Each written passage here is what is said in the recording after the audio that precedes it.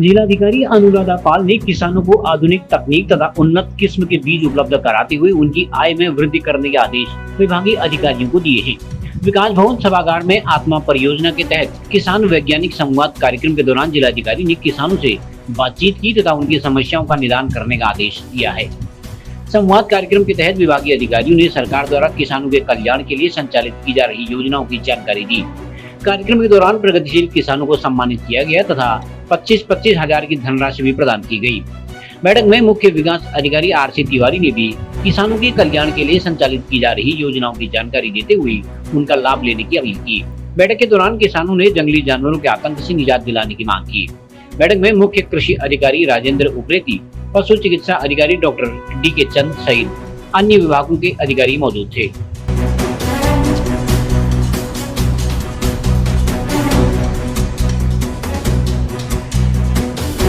शिक्षण आसानी है सर।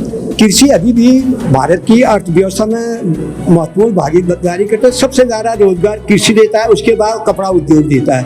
कृषि में पर्वतीय क्षेत्र में नई टेक्नोलॉजी, नए ज्ञान की ज़्यादा आवश्यकता है। अभी हम लोग जागृति नहीं है, यहाँ शिक्षा का अभाव है, टेक्नोलॉजी का अभाव है। वो तभी होगा जब गांव-गांव में जाके, पिछले बार मैं कह रहा था कि एक वैज्ञानिक स्तर पर हमारे गाँव में एक कृषि वैज्ञानिक हो जो गाँव वालों को बताए। अगर लोगों के दिमाग में वो थ्योरेटिकल पोर्शन आ जाए तो प्रैक्टिकल ही जो है अगर वो कराएंगे तभी कृषि में हम आगे बढ़ सकते हैं। वरना यहाँ 50% पलायन हो चुका है। जो परंपरागत खेती है उससे यहाँ का विकास नहीं हो सका। और जिस तरह का वातावरण, जिस तरह की हाइट यहाँ विश्व में कहाँ ऐसे लोग हैं जिससे ऐसी जगह में विकास हुआ है नए कृषि से, तो उनकी नकल की जाए। जैसे हिमाचल में सेब उधर डॉक्टर YS परमार जी थे, उन्होंने वहाँ के कृषकों को विदेश में भेजा। आज कृषि में या हिमाचल प्रदेश आत्मनिर्भर है।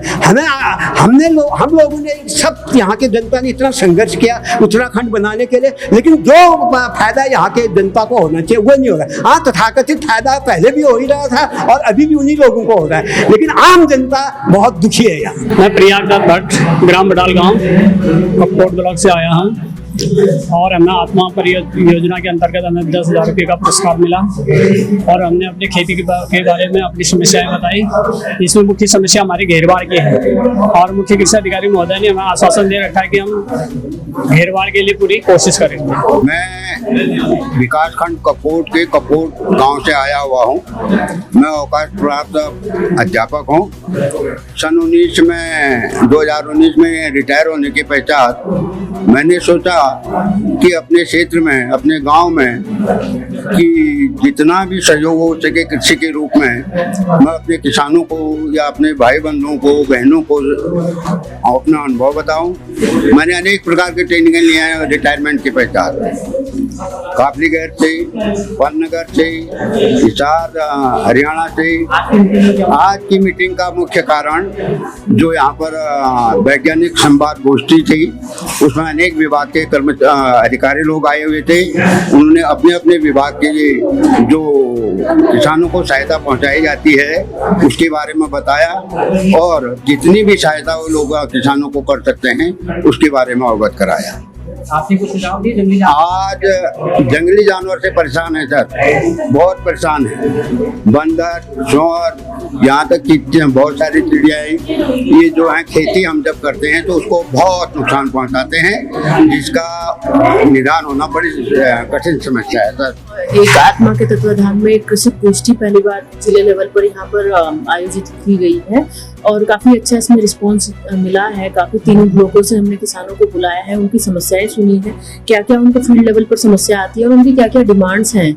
और कई बार हम जो योजनाएं, सरकारी योजनाएं देते हैं उनका सही से आकलन नहीं कर पाते हैं और जो किसानों का इनपुट है उसके आधार पर हम उनको सहयोग नहीं कर पाते। हम सहयोग तो काफी कर रहे हैं लेकिन वो सही दिशा में और सही जगह जा रहा है, ये बहुत जरूरी है। उसका इनपुट जो आए ग्राउंड लेवल से ही आए। जैसे किसानों ने जो भी बताया, कुछ किसान बहुत दूर से आए हैं, उन्होंने डिमांड करी, किसी को मछली तालाब चाहिए, किसी को रेशम के उसमें फील्ड में काम करना है, किसी को हॉर्टिकल्चर के लिए, जड़ी बूटियों के लिए भी बहुत डिमांड आई है। जब उनकी डिमांड आती है, उनकी डिमांड आधारित हम उनको सहयोग करेंगे तो निसंदेह वो भी सफल होंगे और हमारी योजनाओं का लाभ भी उन तक अच्छे से मिलेगा। हम ऊपर से केवल ऊपर से लेकर मतलब टॉप डाउन अप्रोच नहीं अपना सकते हम, यहाँ पर हमें बॉटम अप अप्रोच अपनानी पड़ेगी। हमें किसानों से ही सुनना पड़ेगा उनकी क्या समस्या आ रही है। जो हमेशा समस्या बंदरों और सुअरों की आती है वो तो आ ही रही है, उसके लिए भी अभिनव हम सोच रहे हैं कि कुछ प्रयास करें कि जहाँ से जो रास्ता है उसको ब्लॉक करें। हालांकि सभी लोग एग्री हैं कि इसको सामाजिक तौर पर सामाजिक प्रॉब्लम है ये, तो इस पर सभी लोग मिलकर उनको भगाने का प्रयास करें या परंपरागत रूप से जो सामूहिक रूप देखभाल करते थे वैसे उस पर आधार पर जाए। और बाकी कुछ प्रशिक्षण के लिए बहुत लोगों ने डिमांड करी है कि जो उन्नत किस्म का प्रशिक्षण उन्नत बीजों का, मृदा का, वो उनको दिया जाए और ऑन फील्ड दिया जाए। पिछली बार एक बार प्रशिक्षण हुआ था तो किसान बहुत लाभान्वित हुए थे, उसकी बार बार डिमांड कर रहे थे। और जो कृषकों का ग्रुप है जो बाहर के संस्थानों में भेजना है या बाहर हिमाचल भेजना है या अन्य राज्यों में भेजना है तो उसके लिए भी तो वो हमारे पास पर्याप्त प्रशिक्षण की व्यवस्था है और हमने आदेश किया है कि ग्रुप बनाकर कृषकों के जो जिस प्रकार का प्रशिक्षण लेना चाहिए वो अवगत करा दे, नोट करा दे। उसका एक शेड्यूल बनाकर हम इसको अगले महीने से इसको स्टार्ट कर लेंगे, मानसून खत्म होते ही कि कृषकों को प्रशिक्षण अवेलेबल कराएं।